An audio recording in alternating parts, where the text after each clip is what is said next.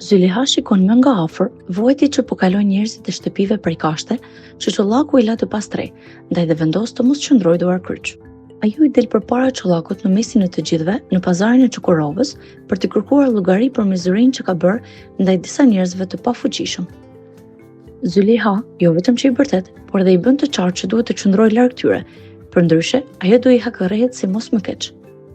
Ajo largohet nga çollaku duke i theksuar se Çukurova nuk i do allgëllare të tillë dhe se titullin Ag nuk e merr dot vetëm duke shtuar pasurinë që ka.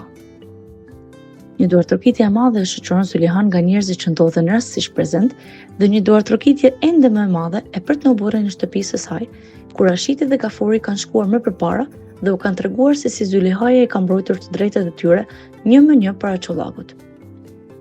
Vetëm pak çaste pasi ajo kthehet në shtëpi, çollaku i shkon për vizitë.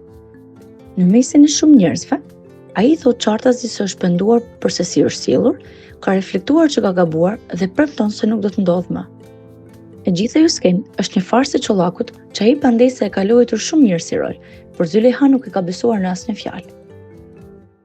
Paralelisht, djali i tij shkon pra njerëzve që u shembën shtëpitë. Ai shkon një herëzi me Fikretin dhe Mehmetin, fare rastësisht. Të gjithë ndodhen aty me qëllimin e njëjtë, që të shpërndajnë ndihma banorëve, por ndihmat e djalit të çollakut ato nuk i pranojnë. Madje, ja hedhin në fytyrë ushqime që ai ka sjell dhe e dëbojnë që aty. Sa kaq, Fysyni dhe Shërmini dërkojnë në restorantin e çollakut. Duke menduar një kimi shumë të bukur mes tyre, Fysyni e nxit Shërminin drejt çollakut, duke thënë se ai duket që ka pëlqim për ta.